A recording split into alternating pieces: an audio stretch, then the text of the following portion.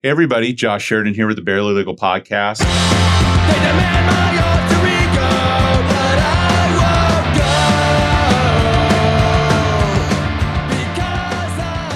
won't go. For my third guest of the day, I have Ann Mansfield from the Nervous Girls, a local band. Super cool band. I got the opportunity to kind of become acquainted with it this week.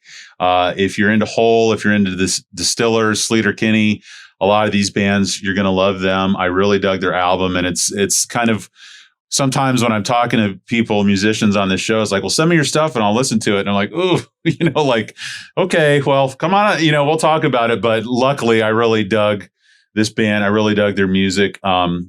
So happy to have you on the show today. Thank you so much.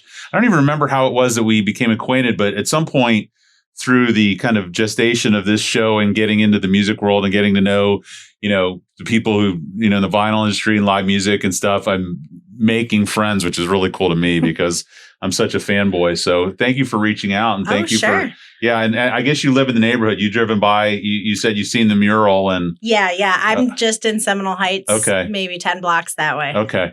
Are you from Florida originally or? No, I'm from upstate New York originally. Where about? A small town called Fulton. Okay. Which is near Syracuse. Yeah.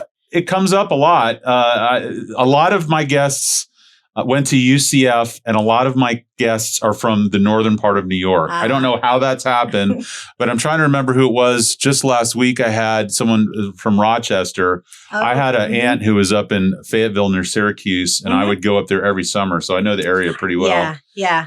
So very cool. So how long were you up in New York before you moved? I lived there until I was just about 21. Okay. And then I went to UW-Madison in Wisconsin. Okay. And you'll hear me become I have family actually who live in Kenosha, which has been in the news recently. I've talked with them a lot about they've had to evacuate certain parts, but so I know Wisconsin actually pretty well. So well, that's cool. Now, music, was this something that was in your family, or is this something you kind of found on your own? It was something I found on my own living in upstate New York, especially so close to Syracuse. We didn't really have a really good music scene. My town was really small, and the music scene that was there was kind of tough guy, hardcore, Earth Crisis. Yeah. And that was not what I was drawn to. Right. I came up in the 90s and was really like Bikini Kill, Bratmobile, Sleater-Kinney, those Riot Girl kind of bands. Sure. And that was kind of the polar opposite of the tough guy bullshit. Do you have sisters, brothers, anything? I have two younger brothers. Okay. But they lived separate from me. Now, anybody in your family into music or? Nope. So something you got in on your own terms? I was just always that weird kid, and I didn't really fit in, and I kind of found my place in music and punk rock and DIY and zines and that kind of stuff. And who were your bands back then? Aside from who you just named. I mean, Sleater-Kinney was my favorite. I was really inspired by Courtney Love, Hole. Yeah. That's what. Did you pick up an instrument early on? Or? Yeah. And guitar, bass. What was your guitar? Okay. Yeah, I got an acoustic guitar. Okay. It's perfect for punk. Yeah, when I was 12, and then I saved up shoveling snow. Oh wow! Well, there you go. For like 2 winters to buy my own electric. What'd you get? A shitty Ibanez. Okay. It was like the Korn model with spiky headstock.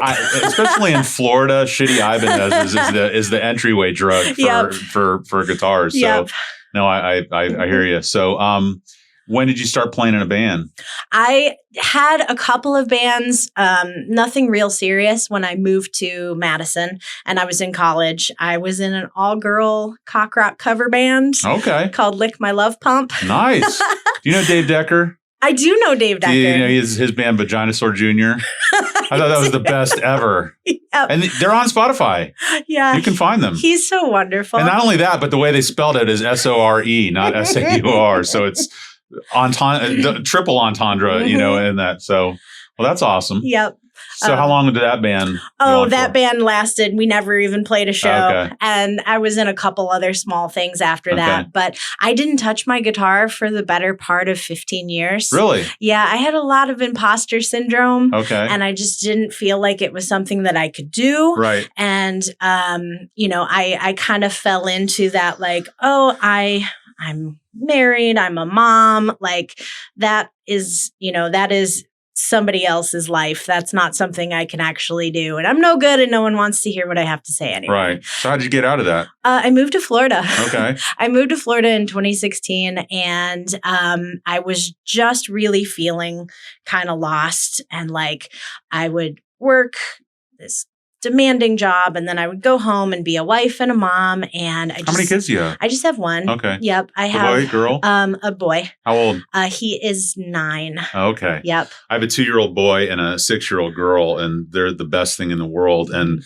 apart and aside from them being the best thing in the world, and I don't know if this is your experience, but getting to experience music through them because they don't necessarily have your tastes in music. So they kind of can introduce you to stuff that you wouldn't listen to. And you can introduce them to stuff that they wouldn't listen to, and having conversations and seeing what appeals to a child. You know, it's funny because, you know, I love my Spotify and I have a lot of friends on there and they're like, what are you doing between the hours of 7:30 and 8:30? Because there's a lot of Elsa on there. There's a lot of, you know, what's her face? Whose dad is a country musician and Wrecking Ball. Billy Ray Cyrus? Yeah, so Miley Cyrus, thank you. Yeah. I don't know why I couldn't remember her name, but, you know, like, why are you listening to Miley Cyrus so much in the early hours of every morning? It's like, so I'm driving my daughter to school. So, but anyway, so, okay. So, and actually you mentioned to me before you came on, you have a pretty unique job history. I do. Yeah. I work in transplant. Okay, so for those of you who don't know what that is, and I'm only becoming aware of this as she's telling me before the show, but early on when someone passed away, if they were an organ donor, you were in charge of going and getting those. Yes. So I was responsible for eye recovery. Okay. So this was when I lived up north in Wisconsin. I spent about 5 years essentially on call all the time. When people would pass away, I would go to funeral home, morgue, medical examiner, middle of the night. And you get a cooler and you got to take it. Get a cooler and take the eyes. Wow. Yep. Was that a dark time for you, or was there gallows humor involved in it? Oh, there's tons of gallows humor. Yeah. It's what gets you through because, you know, we don't see a lot of happy endings. Sure. We always talk to people. I'm a divorce attorney, so I'm right there with you. Right. Yeah. So we talk to the people that we do talk to throughout the process on the worst day of their life. They just lost their husband, their wife, their son or daughter, mom and dad. And we're there trying to facilitate their gift of donation to make it positive in some way. Right. Yeah. And so you've matriculated from being boots on the ground to being more compliance and administrative. Yes. Okay. How has COVID impacted that world? Has it changed the policies and procedures in place on how you do things? Tremendously. How so? We now have to do a lot of screening for COVID. Anything respiratory is a concern. Has it for ruled out us. certain organs now that can be donated? Not organs, because there's such a shortage for Okay. organs that that has not had that much of an impact. If someone passed of COVID-related complications, can you do their lungs or, you know? I don't believe so. Okay. I work my bank does tissue and eyes. Okay. So we do skin, heart for valves, and bone. Okay. And different veins and arteries, and Okay. then the eyes. And if a person passes of COVID complications, if they had COVID in the last 28 days, that will rule them out for Rule them out. transplant. Mhm. Interesting. Yep. But there has Interesting. not been any known transmission to date of By organ. Correct. Okay. Mhm. Well, it's interesting. So I was having this conversation earlier today with a colleague of mine. We're seeing, because we do a lot of civil litigation, personal injury, wrongful death, med mal, that sort of thing. And we're getting a lot of med mal calls on COVID. And the thing that we're saying is it's a novel treatment. Like there's Right. everybody's kind of figuring out as they go. Absolutely. So it's hard to say that they were negligent or not operating within the accepted standards, because there aren't any accepted Right. standards. It's like, we don't know what the fuck we're doing. You know, like, do we use a ventilator? Do I not use a ventilator? Do I do this? Do I not do that?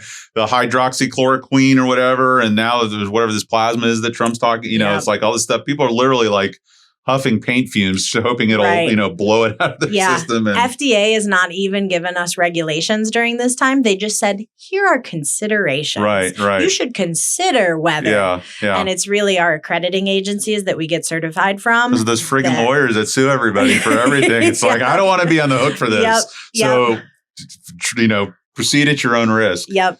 So, so getting back to kind of the thread that we were on, though, you said that coming to Florida kind of brought you into or out of your shell, as it were. Yeah. Yeah. Cause up north, I got real wifey.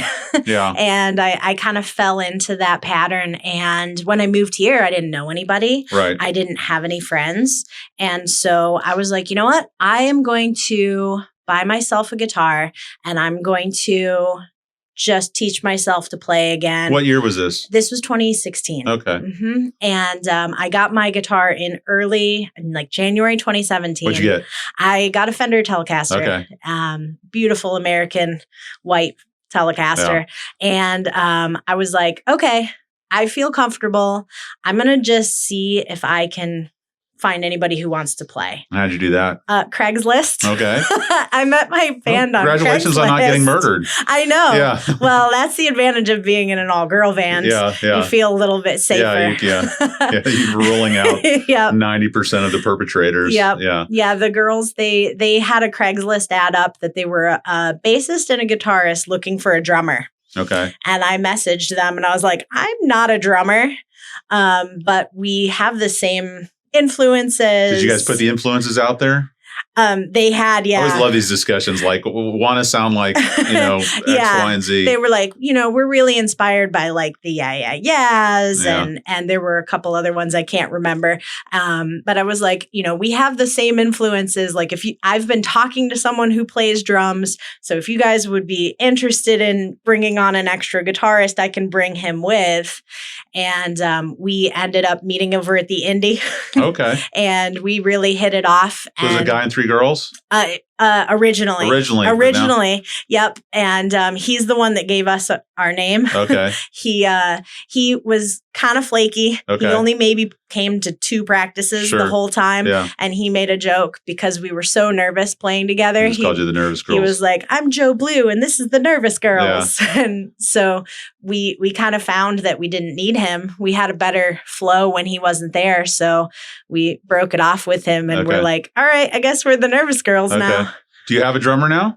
We do. Okay. Yeah, this is actually our second iteration. Okay. We've been a band for 3.5 years now. Okay. And the first 2 years, we were a 3-piece.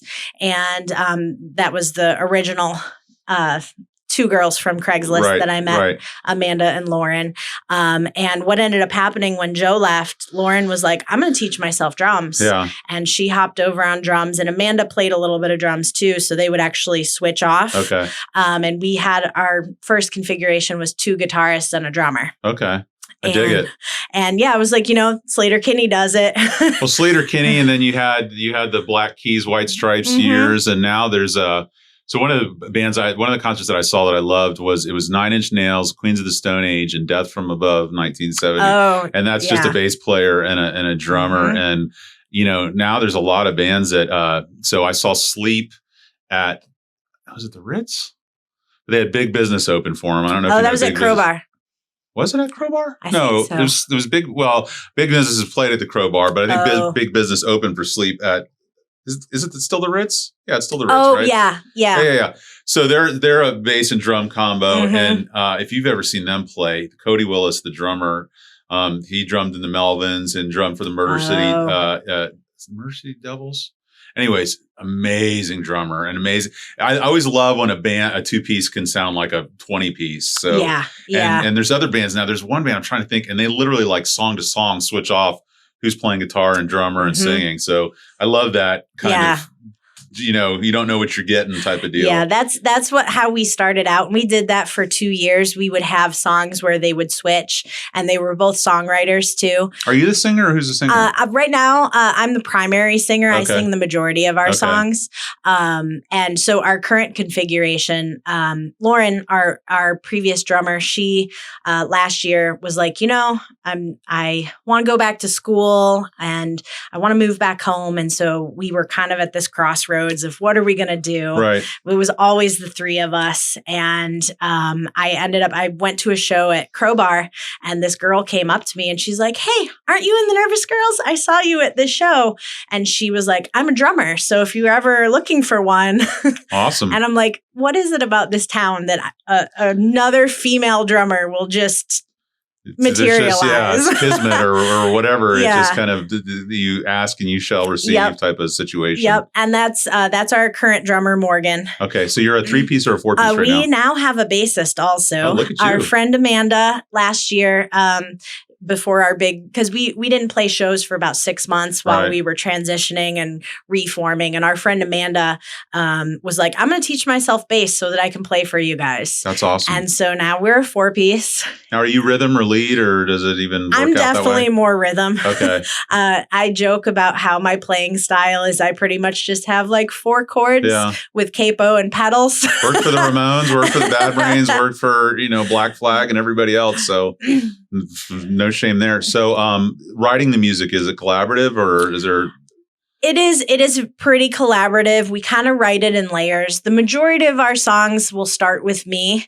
I typically will write some kind of intro or like picky part. Sure. And then I will write some chords and verses and figure out the song structure, and then I'll bring it to practice and everyone will build the layers upon there. Okay. And then we'll kind of figure out how are we going to transition? What can we do to make it more interesting? How can we make it more dynamic? And how much is COVID fucking up your...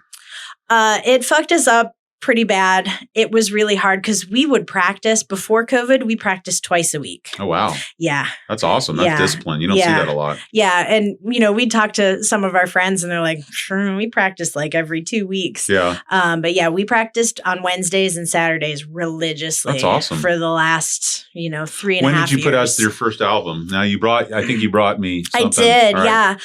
Our EP, our Hunger EP, we put that out in February of 2019. Okay.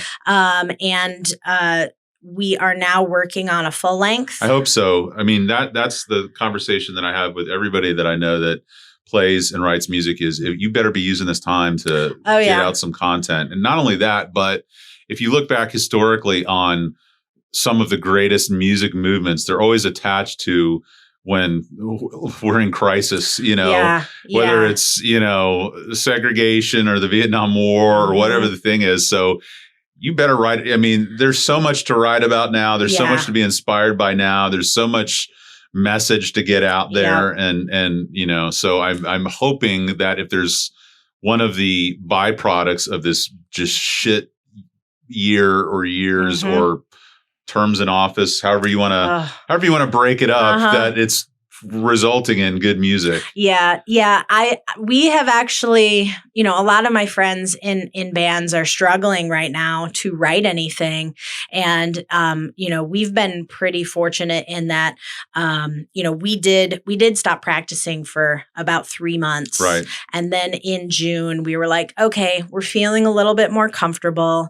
And we have a big practice space. Where do you play? Where do you practice? Our guitarist's house. That's one of the biggest parts of this deal is finding a place to play. Yeah. I mean, it's not easy. Yeah, so we just practice in her living room. Sure. And it's like a big L shape, so we can kind of form a V and stay apart from each other. That's badass. And that's really hard. Yeah. I just miss them and want to hug them. Yeah.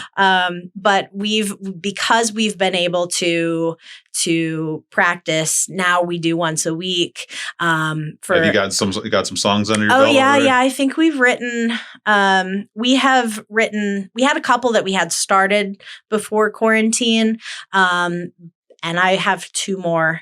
That we've written since. Now you mentioned this to me, and hopefully this isn't off limits, but when we were talking about when you were coming on, you were kind of telling me about an evolution in your sound a little bit, especially as far as the vocals go. Is that something that's okay to talk about? Oh, for sure. Well, because you said originally it was a little bit more kind of, I forget what the vernacular was that you used, maybe punky to more of a shoegaze type of aesthetic with the vocals. Yeah. How did that come about as a change for you guys? Is that just something that you all were into, or one of you was into, or? Yeah. When you listen to our earlier, like our first EP, the influences are there.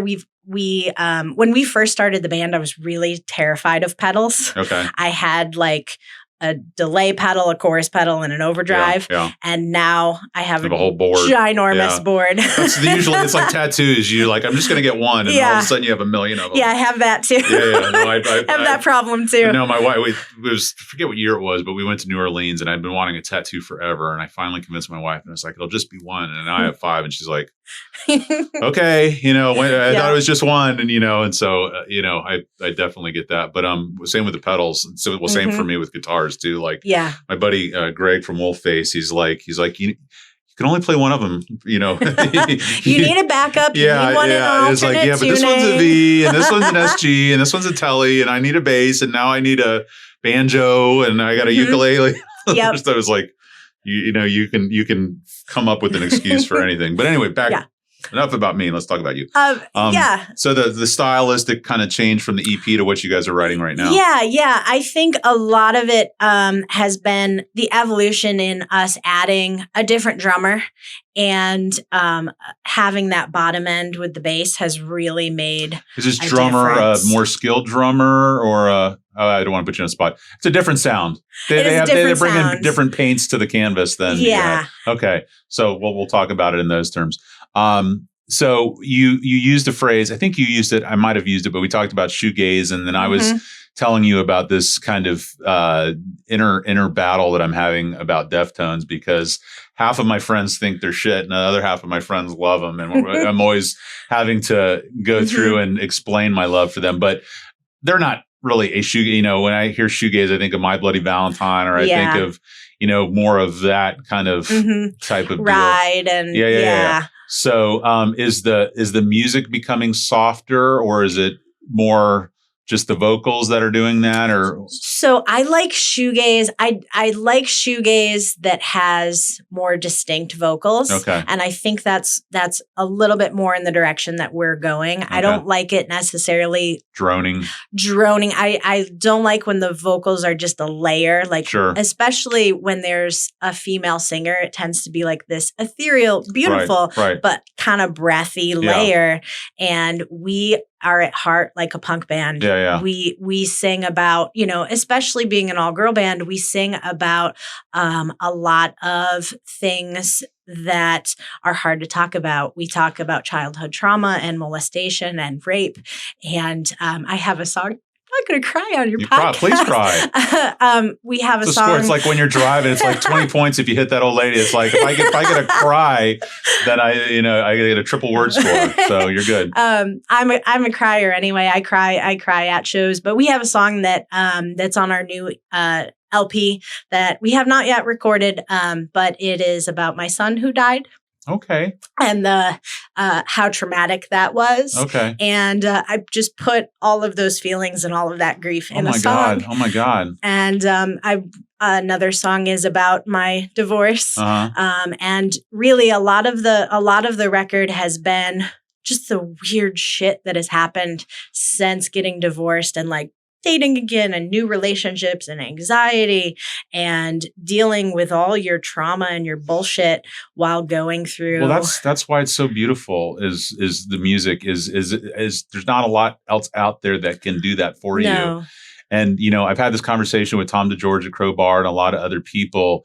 A lot of people are really afraid right now of what are going to happen to musicians, what's going to happen to live music. There's a very real possibility that live music venues just go away. Yeah. And the thing that I kind of am comforted by is if you look back on a broader timeline historically, art has always found a way to survive. And it may not look like it did a year ago, but it's going to look like something else and be there. Yep, it will. We played one of the last shows we played, and I was not looking forward to it. We did a little mini tour, and most of the time we make a concerted effort that we play with other women in bands on the bill. Yeah. And we were going up to Jacksonville, and there were like 6 bands at a punk house, and we were the only girls in any of the bands. And I was just like, all right, whatever.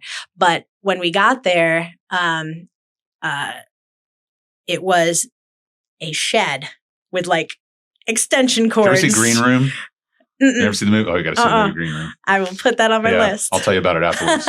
But yeah, it's like extension cords running out to a shed in a generator party in driveway. a shed, yeah. And there were all of these young girls there that wouldn't have been able to get into the Benz or, you know, a lot of the places that we play. And, you know, here there are, like, we started this. I got to say it was one of the best moments I've had it, you know, since being in the band. But we have a song called Surrender, which will be on our LP, that is about taking your body back after childhood trauma and molestation. And I got to say, all girls and those who identify as girls, come to the front. And we had this huge all-girl mosh pit in a shed in Jacksonville. Well, so it's interesting because now, you know, obviously there's the Me Too movement. There's transgender. There's a lot of things that happen with gender roles and sexual dynamics and sexual identity. It's really, you know, a new world in that regard. And I had on, I think it was Monday, I had on Darcy Greco, who's a local female stand-up comedian. And I was talking to her about that had always been such a boys club to be able to really get in and succeed. And, you know, forever women can't be funny, you know, and same with music, women in hardcore, women in punk. And I mean, you know, I think maybe music got there a little bit earlier than comedy did. Yeah, I think so. But still, I mean, you know, in these last 4 years, I'm always amazed at how far I thought we had come versus how far we are. And, you know, one of the stories I always tell, so I'm a heterosexual white male. I've suffered the least of anybody and I've never been put upon. But so when we have my daughter, Stella, who's 6 now, you know, we decided, my wife and I are pretty progressive, liberal, that sort of thing. And we wanted her to have kind of a breadth of experience in her education. And so we're not, well, actually I found out that I am 10% Jewish, but at the time I didn't realize I had any Jewish in me. We put her in JCC. And so she was going to a Jewish school. And around this time, there was this situation where we were getting tons of bomb threats, tons of active shooter threats. People were putting like swastikas on Scheherazade and doing all this stuff. And there was a period of a couple of weeks or months there where I was getting calls every day. You got to come pick your daughter up because we have a drill. And I was like, this is fucking ridiculous. First off, number one is, I don't have the time. Like, I don't have the time to keep I mean, I love my daughter and I'll, you know, fight the world if I have to protect her. But I was like, this is exhausting. Who's calling this in every day? I was like, this is ridiculous. And I was talking to my friends, my Jewish friends and black friends, was like, how's it feel? You know, like, this is what we go through every day. And I was like, why aren't you guys angry? And I'm angry. And they're like, oh, glad you're angry about something. You know, finally you're in the crosshairs. And so, but it's true. It kind of showed me, and so today when we see like, you know, Breonna Taylor, or we see George Floyd, or we see Jacob, is it Jacob the last name or the first name? The guy in Kenosha that's brought all this about. And it's just like, you know, people just don't get, because they're not experiencing it, what everybody else experiences. And then, you know, there was a illustration that came out today, and it's got the 2 officers with their guns trained on the guy that they shot, with the Rittenhouse kid just walking by with this guy. And I was just like, you can argue that whole dynamic a bunch of different ways. You can try and explain away why this guy should have been shot or this guy wasn't shot or whatever. But the reality is there's a disparity of treatment. There just is a disparity of treatment. And whether it's color, whether it's political leaning, whether it's sexual proclivity, whether it's how you identify, whether it's you're a woman or a man. And, you know, one of the great things about music is that's such a great vehicle, conduit through which to talk about these things. So when you bring up to me what your songs are about, what you've experienced, and I had Bill Yanger on recently, who I think got the seat. I think he got the seat. He might be now in a primary with his opponent. My other life as an attorney, I have a lot of judges and these sorts of things on, but his daughter was killed, and he knows who did it, and this person's not been arrested because they can't prove it. And he, as an attorney in the criminal, you know, in the world of litigation, he literally knows the person that took his daughter. Now, she had issues with substances and other stuff, and he talked about this on the show, so I don't think he'd get upset with me talking about it. But my whole world, and tell me if I'm out of bounds here, please stop me and I'll go off. But my daughter and my son are just everything to me. they fill my heart up, my lungs up, and everything. So I can't even. I mean, the fact that you're here today, even talking about it, is impressive because it's I can't even imagine. That's what I try to do with our music. Even if we are like a small local band and not everybody's going to hear it, like we don't play that song very often, but all I can do is put my experience into what I make. Yeah. And that's what I do in the Nervous Girls. And the first time that we went to play that song, we went to play it live. I had a panic attack I can only on imagine. Stage because I was just like, I can only imagine the rest of the people in the band are like looking at you like, they're looking at me. Is she going to be able to do it tonight? Is she going to be able to? Yeah. And we don't do it very often because it's very, very hard for me to do. Yeah. But I turned around and I was just like, I can't do this, you guys. And my drummer at the time looked at me and she's like, you got this. Yeah. You got this. Yeah. We are here for you and we love you. Yeah. And I was like, okay, Yeah. we can do it. And we turned around and we played it. And, I know that Is it a loud one or a soft one? it is a softer one. Okay. It does have some loud moments in it because the analogy of the song is that grief is like a wave and it's like a flood and it will overcome you if you let it. And so it's called Floods. And there's a lot of this is on the new LP or this on the EP? This is on the new LP. Okay. Yeah, this will be on the new LP. When's this coming out? Well, we're recording it with Frank from the Alps. Sure. We just started. We're 2 songs in. We've got like 7 or 8 more to go. Yeah. So we're taking it a little bit slow because of COVID. We're doing like for sure. one session a month. So we're hoping that, by the time it's ready to go, hopefully shows will start coming back and we can start playing out again. All right. And, we have a whole new record to share those experiences with. We have a song similar to what you were saying, about the active shooting drills. We have a song on our EP that's on Spotify. It's called Thoughts and Prayers. And I wrote it the day after Parkland. Okay. Because my kid was going to school and I just had this thought of like, there's nothing that I can honestly do to keep him safe. Yeah. And so the song is about that. Helplessness and about how just like you are watching your heart walk around outside your body. Yeah. And you can't do anything to. What a great analogy given your profession, and your music. There's kind of a synchronicity there. Yeah. Yeah. And, that's what our music is I take what I know, and I've been so conflicted, throughout this summer because I want, and I want to write a song about everything that's going on right now. I want to talk about how Black Lives Matter. I want to amplify that message, but I don't want to do it in a way that feels cheap. Well, so I talked to Dave Decker about this, and I talked to Greg of Wolfface about this, and I was like, because everybody's having the issue of I can't practice with my band, and I was like, do like a protest music acoustic deal. Do like a Woody Guthrie, This Machine Kills Fast, just kind of get it out there. And I don't know if I don't remember if it was Dave or if it was Greg, but. Well, Greg was like, no one wants to hear a white attorney sing about Black Lives Matter. Right. And Dave, I don't think said it so expressly, but he's like, I don't know, I don't know if not that it's not my message to put out there, but, maybe I'm not the face of this or, so kind of trying to figure out your place in that. It's hard because really I is. want to show my support and I want to, I'm affected by what is happening in that I feel helpless and wish I could change it. And, what I can do, the advocacy that I can do still feels like we have this monolith. We have this, this awful administration in office. And you just feel helpless. I feel like we're biding time. So either this November or 4.5 years from now. Right.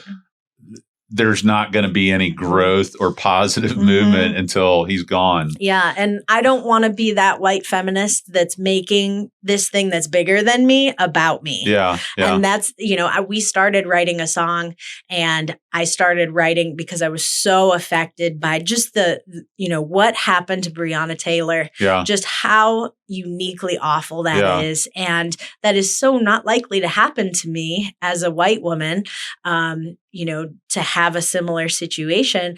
But I'm still like, I feel so deeply saddened by what happened. Empathy is such a valuable tool that just seems to be not as ubiquitous as you might hope that it would be. And, so I struggle much in the same way that you're talking about with, what role do I play here? Right. And so, I talk a lot on the show that I'm a big proponent of therapy. I go every week. And yesterday I was talking with my therapist, and I was saying, I don't know, is not speaking, am I complicit not speaking? Right. But is it self-care to not speak versus butt heads with people constantly? Right. And what are you really doing arguing with these people? So speaking up versus not speaking up, protesting versus not protesting, saying stuff about it, not saying stuff, it's just not trying not to be racist. Is that enough?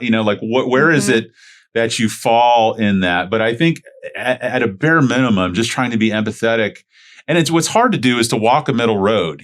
This is something that I spend a lot of time talking about too. It's very easy to be on the margins, whether politically, with faith, whatever the thing is. I always talk about it with my diet. I'm either able to, consume like 400 calories a day between 12 and 4, and I'm in great shape, or I'm killing pizzas. And, it's that middle ground where, okay, you can have a piece of cake, but maybe don't have that big of a piece of cake. Or, you can have a couple beers, but don't drink a case of beer. So,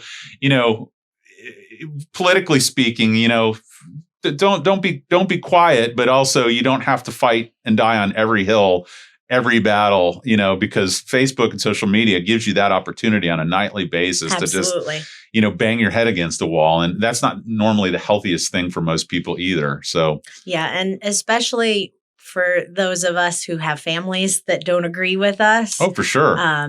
Finding that place where you're just like, the things that you are saying are unacceptable. And I've been taking a stand with my mom. She's not full QAnon, but she is. Right. She flirts with it. Yeah. She definitely voted for Trump the first time around, and likely will this time. Okay. And, and I tried to tell her, you have an autistic grandson. Your daughter-in-law is an immigrant from Nigeria. Your grandchildren are half Black. You are voting against all of their interests. Yeah. And, you can't get through. Yeah. And you do hit that point of where is it self-care to just withdraw? Well, the other part that's very difficult about it is separating someone's views from your relationship with them. Like finding a way to have a relationship with these people who with my wife's family, there's a lot of very, very strong conservative viewpoints there, and there's not an option of cutting these people out of your life. You're going to be around them at Thanksgiving and Christmas and on the summer. And so how do you just have a gentleman's agreement we're just not going to talk about it or whatever? But it's tough, man. It really is. Future Nervous Girl songs will be about how I have cut most of my family out of my life. Well, another thing, this is kind of in the realm of Black Lives Matter, but it'll kind of get back to something that you're talking about. And it's ironically, I think it was Louis C.K. who had I know. And that one just killed me. That's another thing is artists who I adored who then something happens with, and you're like, again, Bryan Adams. Oh, knife in my heart. For sure. I was when he played at Gasparilla. I love that set. I was right up there on the stage, singing along with every song. He has such a deep library of music that I loved. And he is prolific. And I don't know what to do with him. And how do you get around that? You just cut them off, and then same with Woody Allen. And, you listen to Phoebe Bridgers. Well, there you go. Yeah. So thank you. But so another one is like one of my wife's and my favorite movies is Midnight in Paris. There's really just no question to what went on there. And then you start to get into the more of these gray areas, like who's it? I forget his name. Indian comic. He was on Parks and Rec, and he's on Aziz Ansari. Aziz Ansari. So his was literally sounded like a bad date. Like it was. I don't know a lot about it, so if you know more about it than I do, forgive me. But the allegation was like, yeah, probably not the best behavior, but is it something by which you're going to be, written off about? Yeah. And so that's another thing that's tough. Yeah. My boyfriend and I have this conversation all the time. Well, I'm interested to hear your opinion on it. He's like, I have been that person in the past. And, when I think back, I'm like, oh, I have absolutely done shitty manipulative things.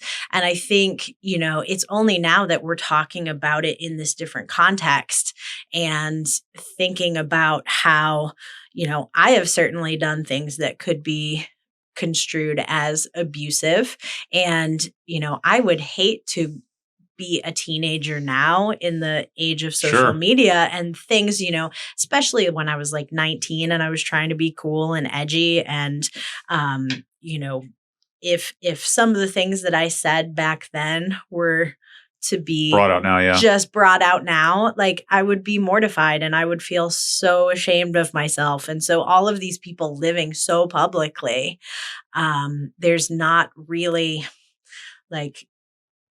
there's not a lot of latitude in our culture right now to I love the narrative of allowing people to make mistakes and learn and grow from their mistakes. But there is a dividing line. There's a dividing line because the severity of that mistake is what matters. Well, right. Harvey Weinstein, he's not going to learn from his mistakes, but when you start to, Ryan Adams, where does he fall in there? He used a position of power to leverage. Groomed. Yeah. And so that's a tough one. Louis C.K. was, subjecting people to stand audience to something that probably weren't complicit in wanting to be there, but didn't walk away because their career was at stake, So these sorts of things are, it's a new conversation. But so you've brought up three different things. I want to talk about Louis C.K., I want to talk about Jeffrey Epstein, and I want to talk about David Bowie. So there's our talking points. Yeah, because everyone views them all very differently. Well, and so it's funny, there's an ESPN show where it's like the next topic comes up and then this rapid fire thing. But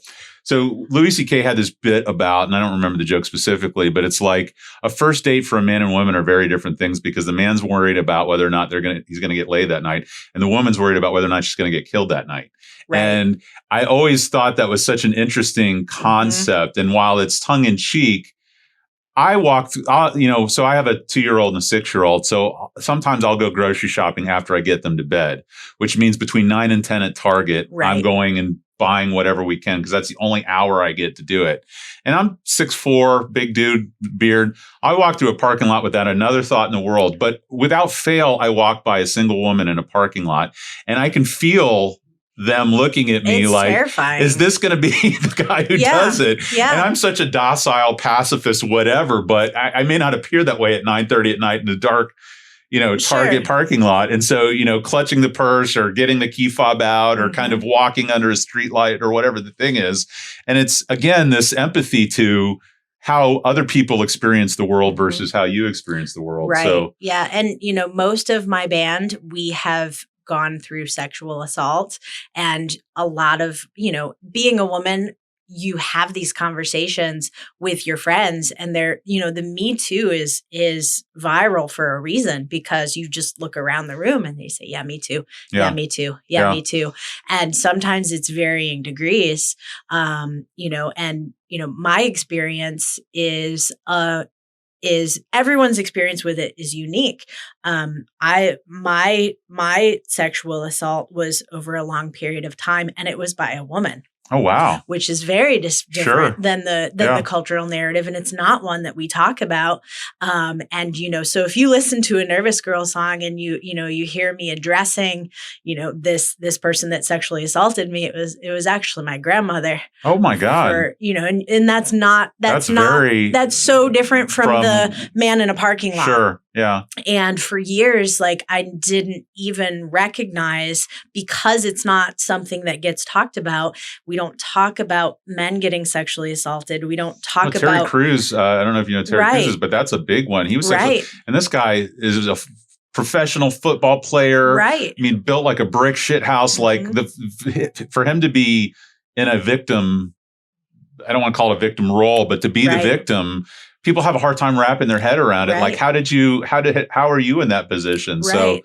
So it's so different from that image of a woman in a parking lot, So it's interesting. One of the guests that I wanted to have on, but I think she's got some immune deficiency either herself or in her household, but is Lynn Austin. You know who Lynn Austin is? Mm-mm. She was the first Hooters girl. So if you lived in this area growing up, you know who Lynn Austin was, because every Bucks game, they had posters of her.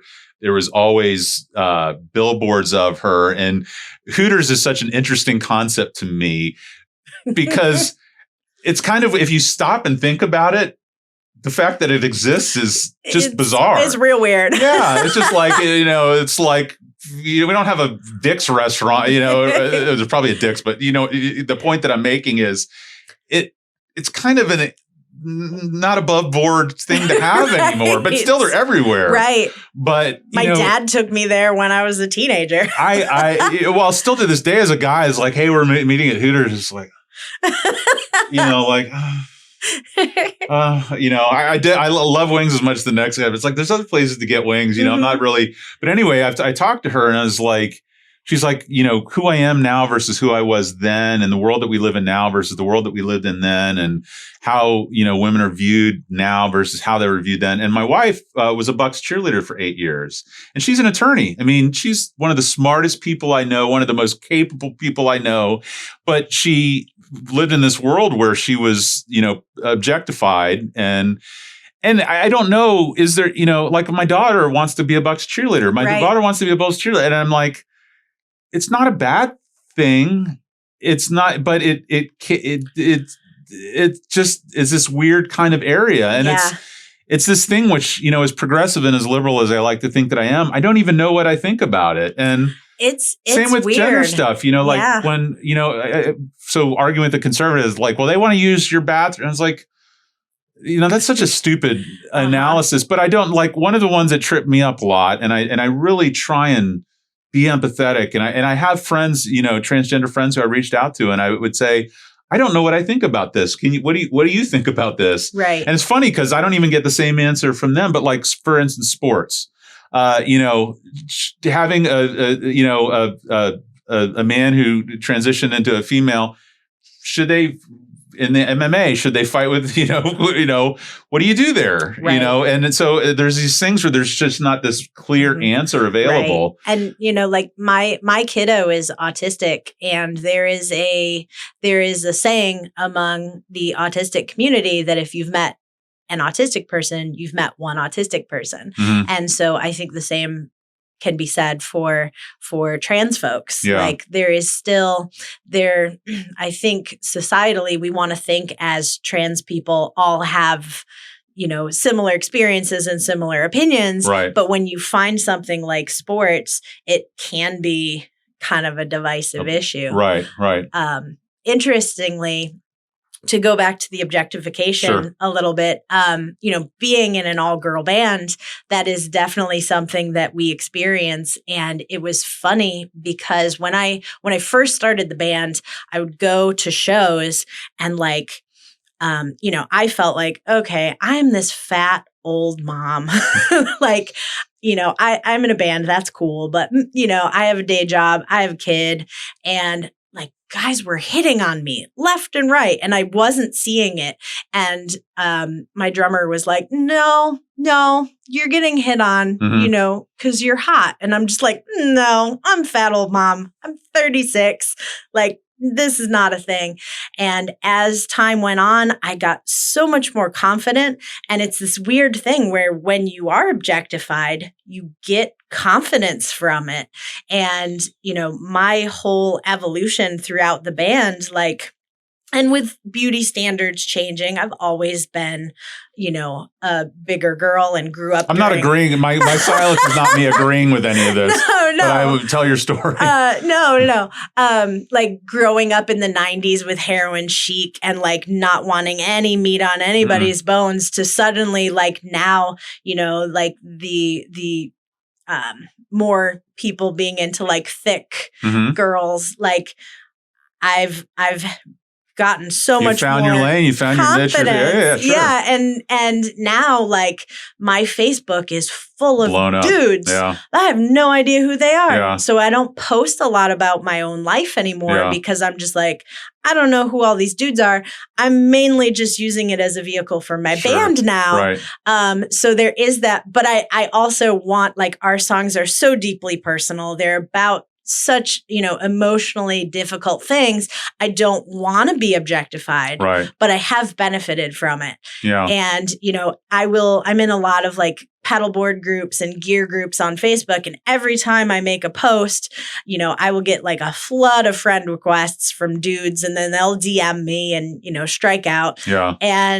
But I'm still just like, I'm still going to use this power of objectification if it means that they're going to buy our merch and listen to our songs. Well, it's true. I mean, it's a hard thing. Well, you got to go with what you can go with. But it's kind of hackneyed. You always hear of the guy who became a feminist when they had a little girl. But I think I was as much of one as I could characterize myself as such. I mean, I think I was always generally fell on the right side of any of those discussions. But when I had my daughter, my wife and I, we would go to Barnes and Noble. That's like kind of one of our date nights, and we get the kids stuff. And she's like, let's walk down this aisle and look at all the boys' toys, and then look at all the girls' toys. And all the boys' toys were astronauts and doctors and firemen, and all the girls' toys were princesses and makeup kits and all this other stuff. Yep. And, it's just funny how we groom. And then another thing, I was having this conversation when the guys from Corbett Prep were doing the Black Lives Matter mural on the other side of the building. I went to Walmart, and there's this corner aisle at the Walmart on Gandy, and it's all the clearance stuff. And all the clearance stuff are like black Barbie dolls or whatever. And I was just like, these little black girls go down an aisle and they see all these white girls with their white hair and their white makeup and their all this other stuff. And it's so, with everything that's happening with BLM, like, Aunt Jemima syrup and, the Redskins and all this stuff. It's like all this stuff is just background noise that me as a person because I'm not triggered by it because it doesn't directly speak to me. Right. Much in the way as I was talking to you about my situation at the Jewish Community Center with my daughter, is all of a sudden it's just like, oh my God, it's literally everywhere. It's so it's literally everywhere. Yeah. Whether it's Hooters with the sexual thing or the dolls on the aisle or the Aunt Jemima or the Reds, and so it's just. It's such a amazing time right now, and I'm hoping that good comes out of it. What I would encourage people to do, it's something that helped me a lot, and I actually took this advice from Lindy West, who is a writer. She wrote for Jezebel, and she later her book later got turned into Shrill on Hulu. Yeah. She suggested that in order to make things to normalize something, you need to be exposed to it. So for me, as a fat girl, follow beautiful fat people on Instagram. Don't fill your feed with thin white girls, right. And so I will curate my Instagram so that I see bodies of all colors and shapes and sizes.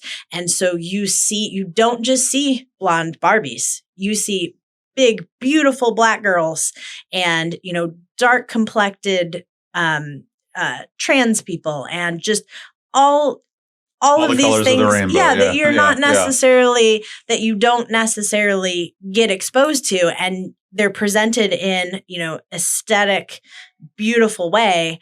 And it just helps normalize, because otherwise, you might just get bombarded with cis white culture. Well, and not only with me, but my children. This is something I think about. I had a attorney friend of mine, Brian Scriven, who's a black gentleman on, and I was talking to him as like, I went to a Catholic school, and I think we had one black girl in our class, and how do I expose my children? Like, how do you do that? Like, it's such even a stupid question to ask, I feel, but at the same time, practically speaking, like literally, what do you do? Like, this is something I think about with my kids, and we try to do it with JCC and then this other stuff. But I want my kids to be around gay kids. I want my kids to be around black kids. I want my kids to be around handicapped kids, and just to see that there's not one type, like you say, of beauty. Right. Beauty can be all these different things, and I think that's so. I think I'm going to be okay. Like, although I always joke, probably in 30 years, I'm going to be like the old racist, sexist dad, like whatever my views are, they're going to be even so much more progressive Gen by Z. that point. Yeah. Kids are all right. Yeah. I'm going to, I'm going to be so antiquated and un-PC, but in any event, a couple other points that I wanted to hit is, and these are going to kind of be non sequiturs now because we went so far afield, but I watched the Jeff Epstein documentary on Netflix, and there's been sexual abuse in my family that I've been aware of, not me specifically, but watching what these girls, the impact of what happened to them, it's very easy to be ruined for the rest of your life. I don't think that you have to be ruined. Like, I think you can have a life with meaning. You can have a life with power. You can still have a life after that. But I just see these beautiful little girls who have just become a mess because of one incident, or sometimes a handful of incidents. And so, with my daughter, I said to my wife after I watched this, like, she's never sleeping over anywhere ever again. She's never sleeping over anywhere ever again. So as seeing how common it is and how much of a mark it leaves on the victim, it's just, I don't even know what my point is, but to say that really drove it home for me. And I can only speak from my own experience, which I said is so different than what we normally think of. But therapy, I'm also a big, I spent so long denying what happened to me because it was just easier. It's inconceivable. Just to block it out. Yeah. And the really fucked up part about my trauma is that I didn't recognize it for so long. And I loved the person who raised me. That's where it gets really kind of... Right. More than anything else in the world, I loved the person who raised me and who did those things to me. So for all of these memories to be coming up, I was just like, those just can't be true. Those things can't be true. But, as I got older, I had to realize that, no, those are valid things that you're remembering. And I would get triggered during... while other things were happening. And I had to kind of come to terms with what my own brain wasn't letting me recognize. And working through that in therapy, I'm going to be 38 in October and I'm still working through that stuff. And it's hard to face it. But one of the ways that I cope with it is I write about it and I talk about it, even though it's really, maybe there's a girl out there who's hearing that song and it doesn't feel alone because of what you went through. And that would be my dream. Honestly, that's what those bands did for me. Right. They made me feel less alone. And, I was going to band practice the other night. I was wearing a Bikini Kill t-shirt and I'm like, I am wearing a Bikini Kill t-shirt, going to band practice, my all-girl band. Like 14-year-old me would be so pumped right now. Yeah, thrilled. Yeah. That's awesome. And that's actually the biggest way that COVID has affected us. We were being considered to open for Bikini Kill. in. I was going to ask you what bands you played with. Yeah, so we were being considered because they That's were huge. doing an Orlando, St. Augustine, and Yeah. Miami date. And when I saw that was getting announced, I reached out to the promoter, and she was like, "Yeah, I'll run it by the band." Yeah. And so that would have happened in September. Oh my God. We were just waiting to hear, but it did get rescheduled for next year. Okay. So that is still a possibility. That would be a dream come true. I did see them on their reunion tour. That's Flew awesome. up to New York with my best friend and my boyfriend, and we saw them on one of their first reunions, and it was That's rad. amazing. The biggest show that we've had and the best show that we've had, I gotta thank Tom at Crowbar because he suggested us for the Mannequin Pussy show Okay. in December. It was Mannequin Pussy in Mississippi. And we got to open for them, and that is our bassist's favorite band. Okay.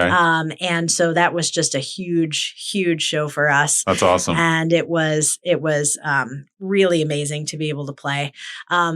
We play around here in the before times. Did you do Fest at all? Have you ever done Fest? No, we had not done Fest yet. We were trying to get on it for this year. But we missed the deadline. I got invited to last year play. So Wolfface did 2 nights, and the Friday night they did all Misfits covers, and then Saturday was original stuff. But they were going to let me play Skulls with them and I was I've never played live, and I mean I'm garbage, but I was like every night practicing it. And my wife was looking at me like, you're demented. It's like, you're going to drive up to Gainesville for one night to play one song. I was like, absolutely, goddamn right I am. Absolutely. That's going to be a big check off of my bucket list. Wolfface are so fun. Oh my God. What about other shows, big shows that you've been to? I always love to talk about, 2019 was the year of shows for me. I saw a lot of my bucket list bands in 2019. I saw Sleater-Kinney for the 6th time in Washington, D.C. I saw Better Oblivion Community Center, which is Phoebe Bridgers and Connor Oberst. I saw Metric. I saw July Talk. I saw, I seriously, my mind is blanking. Sure. No, it's okay. I saw my boyfriend and I flew to Calgary. Ooh. And we saw Hop Along Bully. Okay. And Julian Baker. Okay. I saw Julian Baker in this small theater, and it was the best show I saw last year. Oh wow. I saw Lucy Dacus last year. What was your first show? My first show. First show, best show. I just watched the shit. Oh, there's a show, and that's the guy's opening line. Everybody's like, first show, best show. My first show, I went to a fest when I was 13, and it was like a bunch of bands. It was outside, but it was headlined by the Butthole Surfers. That's my best show. Really? Yes. No kidding. Yes. Yeah, that was my first show. Not that show, but the Butthole Surfers is my best show. My first show was Rolling Stones. My best show is the Butthole Surfers at the Florida State Fairgrounds with the Stone Temple Pilots. And I always get it confused because I saw 2 different shows there, but there was some amalgamation of Rollins Band, Helmet, Primus's side band, Sausage, and then Stone Temple Pilots, but the Butthole Surfers, best show ever. I don't mean to hijack, but the fact that you said the Butthole Surfers just that was my mind. first show. I was 13. What album was it? It was on the Pepper. Okay. I forget what record that was. Yeah. Not Locust Abortion Technician, but yeah. Okay. And I was 13. It was called the K-Rockathon after our local radio station, and it was a bunch of bands. Wasn't K-Rock what Howard Stern was on at some point? I think that's the LA one. Oh, okay. Yep. And so it was like a bunch of bands. It was like 1995. So that was technically my first concert. But I did see Fiona Apple. I've seen Fiona Apple too. Yeah. I saw her at Ruth Eckerd Hall on not the most recent album, but the album before that. Oh. She's on a different wavelength. Yeah. It was next level. And I saw her the day I turned 14. Oh, wow. And so that was on the Tidal tour. Oh, for sure. So, but technically the other one was a couple months before. Okay. Best show. I saw Sleater-Kinney on the Woods tour. Okay. And it was a great album. It was amazing. They put out one or two since then, haven't they? Yeah, they've put out 2 since Okay. then, and a live They album. lost their drummer, didn't they? They did Yeah. this last tour, Yeah. and I wasn't sure if they were going to play because they announced that they were splitting with Janet, who's been in the band for like 20 Was that the one that was in the years. Beastie Boys originally, or am I? No, I'm mixing up Mm-mm. bands. Sorry. Yeah, she was in Quasi. Yeah. Okay. Mhm. Okay. And yeah, so they lost her, and I was real nervous, like, oh my God, we're going to DC to see them, and Janet's not going to be there. And they got a new drummer, Angie Boylan, Okay. and she just killed it. Yeah. I'm thinking of Killed Luscious it. Jackson's drummer was in Beastie Boys. I'm mixing up my metaphors. All right. So, well, that's a good best show too. Yeah, Yeah. that was a great show. All right. All right. So what else do we have to talk about? I think we've hit most of it. Where can people find you online? We are on Bandcamp and Okay. on Spotify. Okay. That's where you'll find our music. You have a website? We don't have a website. We have Instagram. We have Facebook. Or websites? Do you even have websites anymore? I- Pretty much I know anybody a has a lot of Facebook, bands IG, do. Yeah. or I guess if you're going to sell a lot of merch, then it helps to do it that way. But Yeah. otherwise, it's not that necessary. We do have merch up on Bandcamp. hmm But in the You didn't after find any times, double X's? Next T-shirt run, I want a double X. we will do that. All right, We will all do right, that. yeah. We've got a T-shirt My guy, wife's and I gonna know love. he'll My make wife's them. like, you need another T-shirt, like you need a hole in the head. So we specialize in black T-shirts. So awesome. Well, thank you so much for For coming sure. by. This has been a pleasure. I love the Likewise. band. I love the music. Love your story. I think it's awesome. Anytime you guys have got a show coming up, please let me know. I'll put I it on will. the thing. And, I appreciate it. all right. The Nervous Girls, everybody, check them out. Thank you.